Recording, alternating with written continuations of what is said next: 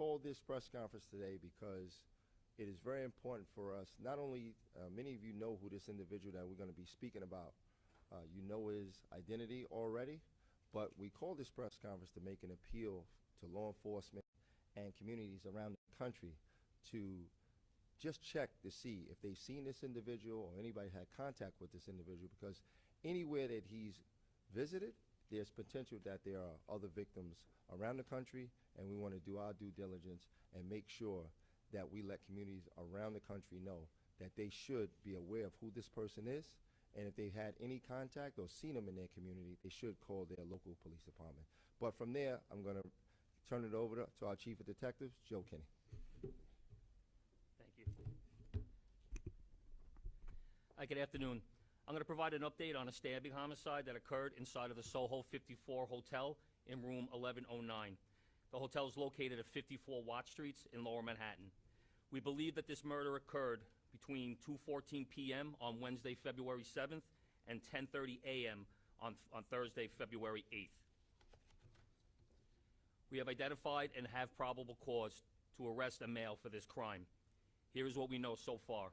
On February 8th at 10:30 a.m., the victim, Denise Olias Aaron Sabia, a female Hispanic, 38 years old, a resident of Queens with no criminal history, was discovered by hotel staff deceased on the floor of her rented room in 1109. EMS and patrol units responded to the scene, and she was pronounced dead at 10:47 a.m.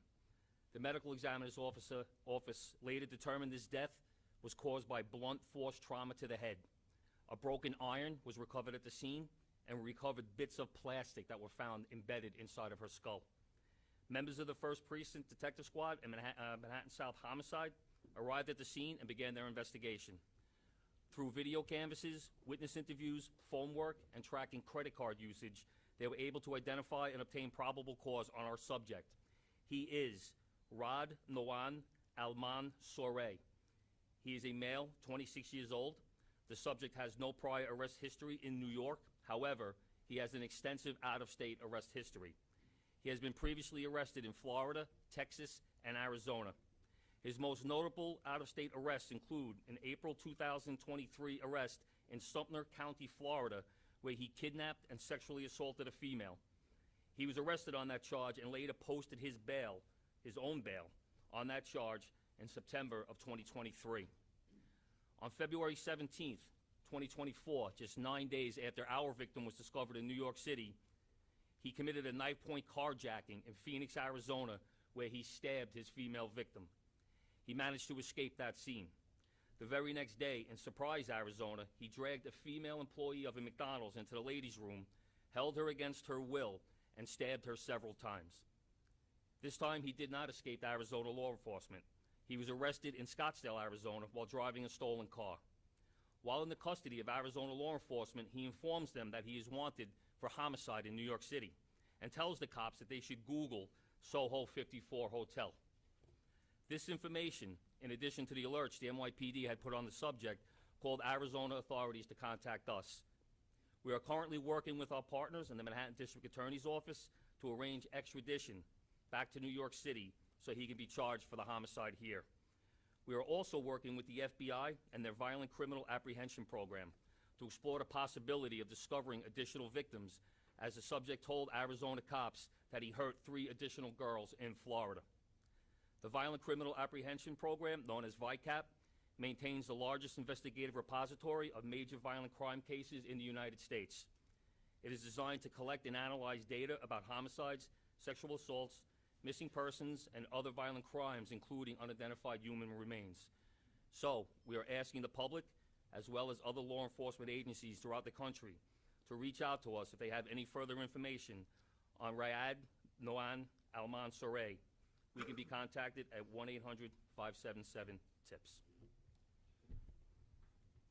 All right, with that, we'll take some on-topic questions on this individual. Rocco. Where's he from? What brings him to New York? Why did he go back to Arizona? He has residence. We have him tracked to Florida. We have him in Arizona. We have him in Texas as well. His family is currently in Arizona. Do not know. Nicole? Chief, is he targeting any specific age group? In two of the incidents we know, the victims were escorts. The other victims in Arizona, like I said, one is a female working in the McDonald's, and one is a female just simply driving in her car that was attacked by this male.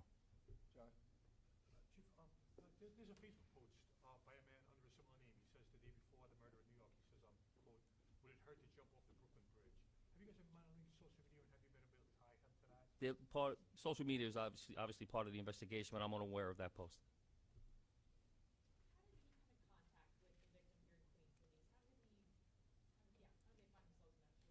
Via phone. They contacted each other via phone. I'm not sure about their previous relationship, if they had ever been together previously, but I know that he had been visiting another escort the day before. Well, Chief, has he been tied to any other homicides anywhere in the country? No, not at this time. That's why we're asking for this help, to see if there are any, if there are any other cases that may match this MO.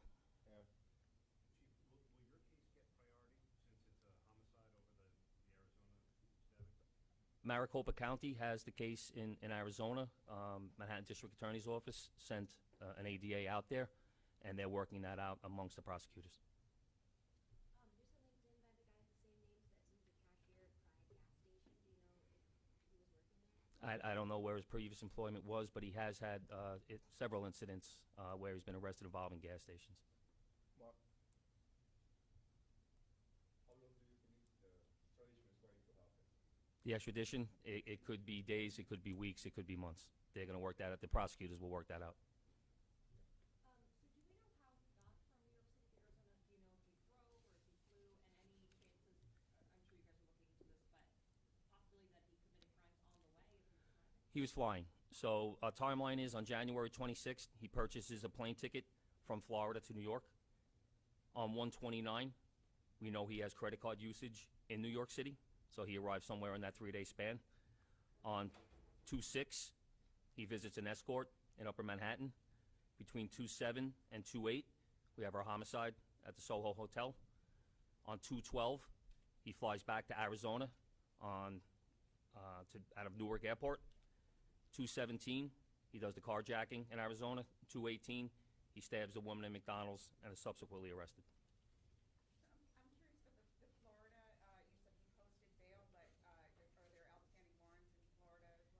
He has one outstanding warrant, I believe, in Texas for a family offense, but he posted his bail in Florida. He's allowed to leave.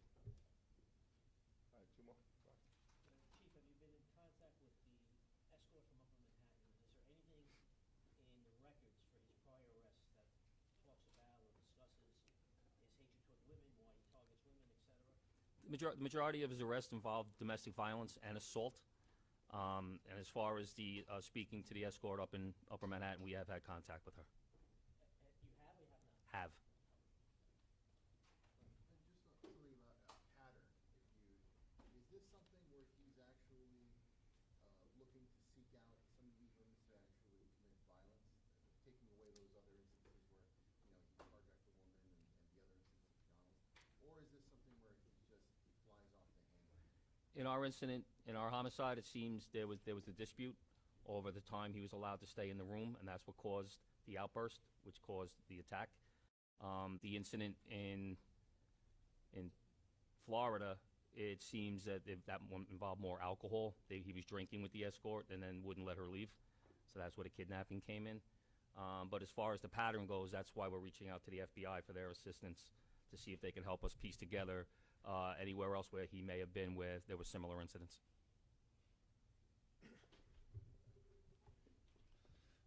All right, thank you. On this particular incident, because as you can see how important it was, and just glad that Arizona PD got this maniac off the streets. So I know there was a couple off-topic questions. Most of them we will not get into, but they're. But Carlos, what do we have with? The Gucci. You want to just? So the Gucci incident that happened yesterday resulted in the theft of $58,000 worth of merchandise, and our FBI NYPD Joint Major Task Force is handling that case. John? Chief, is that case part of a pattern involving high-end stores, this kind of robbery? We're looking into a crew that might possibly be doing this out of state as well. How many in New York This is the only one I'm aware of.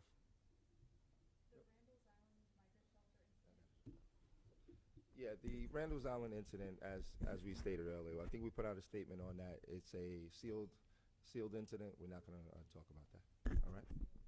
You'd have to reach out to the district attorney's office on that. Anybody else?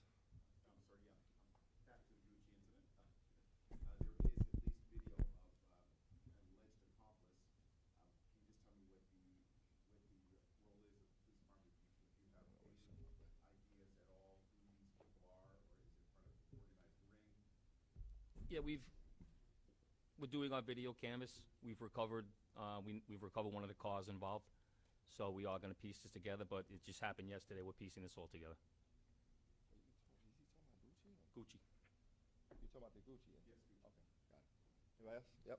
Chief, which car, I think there was only one car that headed to Jersey. There's more than one car? Yes, that's. Which car was recovered? I don't have that, Rock. And is it I don't know. believed that the driver or the Rocco, he just told you that the follow-up, that there's no real updates on the actual case. He told you what team is investigating, and we don't have much else to update on. All right? John? Instead of Bronx subway shooting, I know you're looking for a 15-year-old kid. You put out a poster this weekend. Has there been any progress in apprehending this? Yeah, the Joint Regional Fugitive Task Force under the U.S. Marshals is handling that case. As of right now, he's not been apprehended. Anything else? You have something on Intel related? Yeah. Nobody? Okay. Got into the Tren de Aragua. And what did he consider the presence of the Tren de Aragua members in the city? No, we're not confirming the presence of members in the city. We have had some federal partners who suggested that they may be operating out of New York City. It's something that we're actively investigating. But right now, we do not have an incident or a person that we can particularly say is related to that organization. It is possible. It's something that we're actively investigating. All right? You can say that the members of the Tren de Aragua were involved in the shooting in Times Square and the attack to the two officers? No. We're not saying that. No.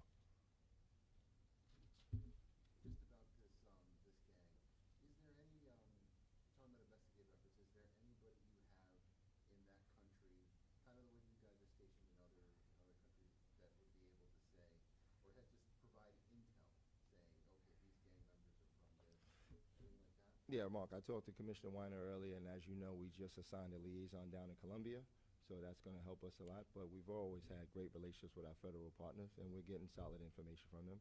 And as I just said, they suggested that they could be operating out of New York City and New York State, but we just haven't had an incident or a person that we could particularly point to right now to say they are definitely part of that organization. It's quite possible.